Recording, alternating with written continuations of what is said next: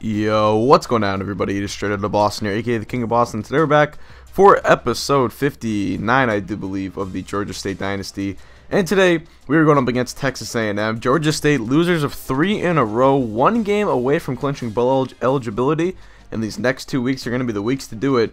A matchup against 4 and 5 Texas A&M, followed by a matchup against 3 and 6 Ole Miss. 2 games that we really should win both. Got to win at least one of them. Both on the road still will be a little bit tougher than how would they be if they were in the Georgia Dome, but at the same time, you got to be able to win one of these games. You've lost 3 in a row. We've really hit a Schnide here. We've got to get off that Schnide. Here's a look at the recruiting table or recruiting board or whatever. No major point changes or anything like that this week, so I figured I'd just kind of give you guys an update. A lot of guys that we are very ahead of other teams on, but a lot of visits are scheduled late in the year, so I believe that's part of the reason why a lot of the guys have not committed yet. We have a lot of visits late in the year, and I'm sure that after those visits happen, you'll see some more guys commit. But anyway, going up against Texas A&M from Kyle Field there, Kevin Sumlin still the coach. No Johnny Manziel, obviously, but their spread offense was as potent as ever. Here is their quarterback, number 6, Davis to the outside. He's going to get brought down, but not before picking up a 16-yard game. Matt Davis, quarterback, spotted with Liquivitone Gonzalez, I believe, is the halfback. I don't know his first name. It's like Liquivitone or something, but Sebastian LaRue there with the 27-yard pickup. Now Mike Davis pump fakes, drops back, looks over the middle. That's going to be caught for a first down, and a new set of downs inside of the 5-yard line. First and goal, Davis out of the shotgun, dropping back, looking short, and that's going to be hauled in by Terrell Wolf. 3-yard touchdown, and Texas A&M is on the board first. Just 90 seconds into this ball game, A&M, who received the opening kickoff, is on the board, and they have a 7-0 lead. So we get the ball, 5:44 to play here, 2nd and 7. Kyler Neal up the middle. He picks up 9 yards. We're going to look to get our running game going here early on in this game. We want to be able to be multiple on offense, running and passing, switching things up whenever we need to. Ross Jackson on the curl route picks up 13 yards.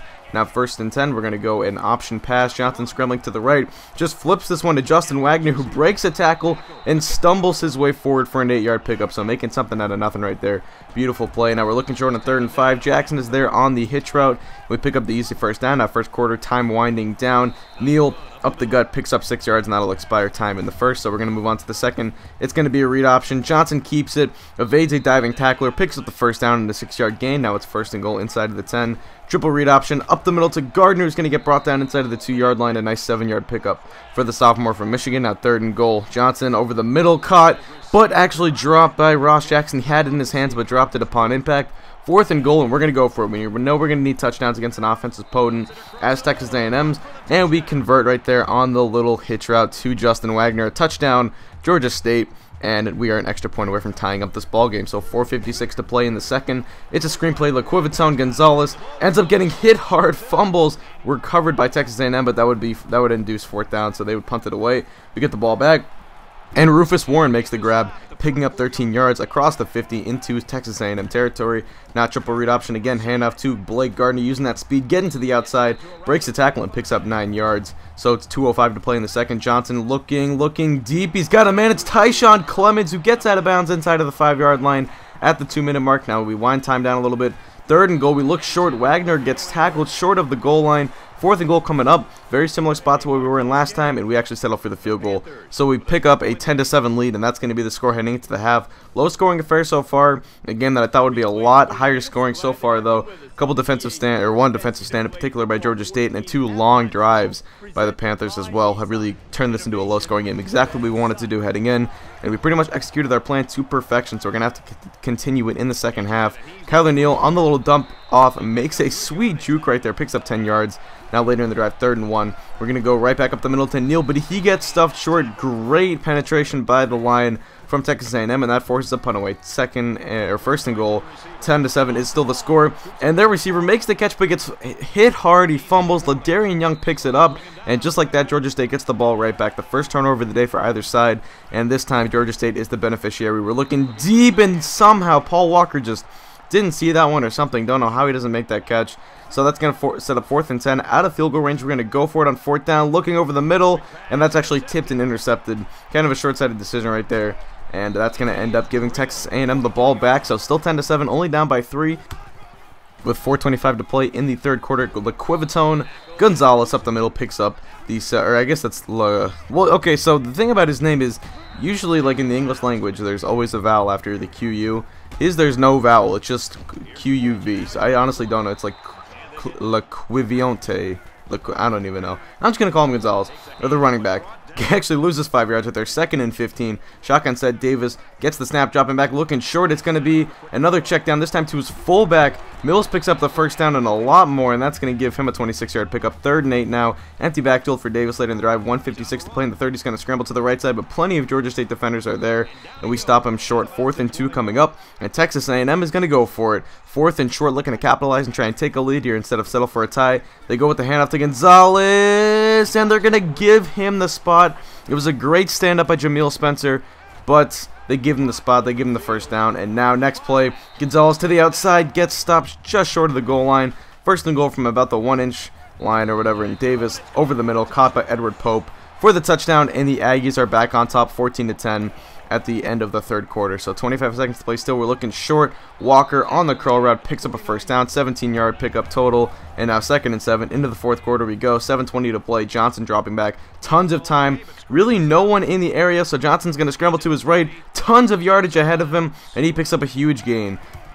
Now it's 1st and 10. Johnson dropping back out of the pistol, offset to the right, over the middle, caught by Rufus Warren, who gets leveled, but picks up 6 yards. So 3rd and 4 coming up. We're looking short again, almost intercepted. 4th down coming up for the Panthers, and we're going to end up sending out our field goal unit, and that will make the game 14-13. So it's a 1-point game, 6 minutes to play.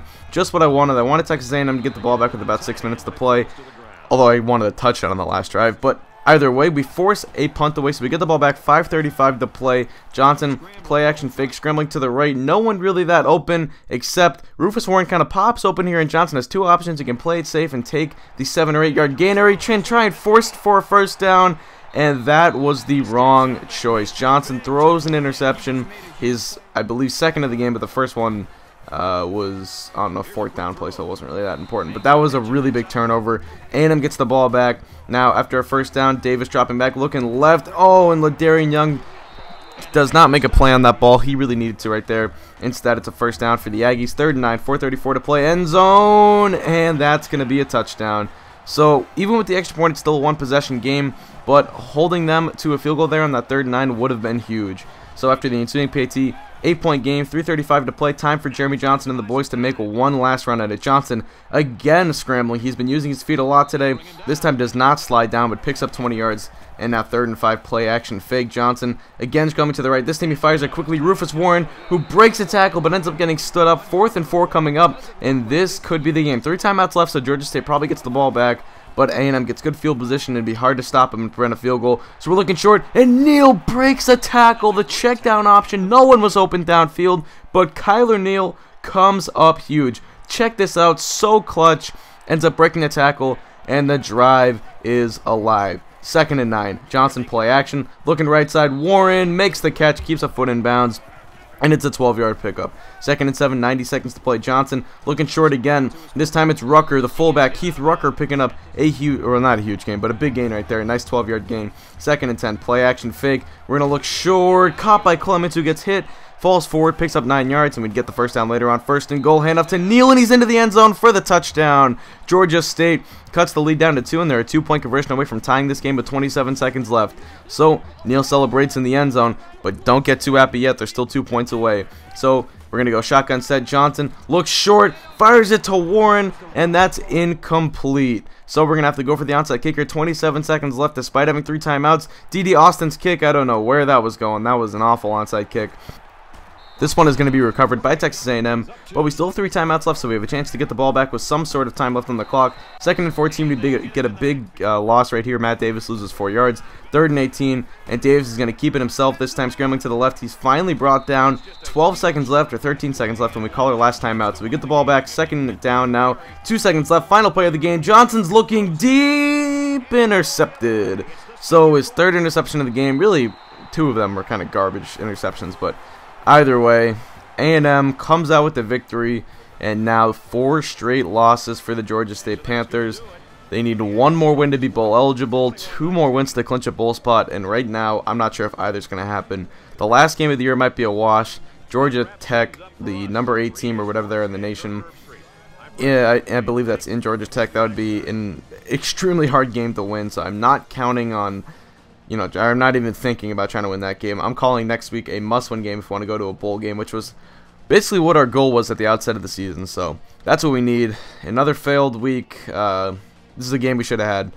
So it's frustrating, but that's going to do it. Thank you guys for watching. Hope you did enjoy. And I'm out. Peace.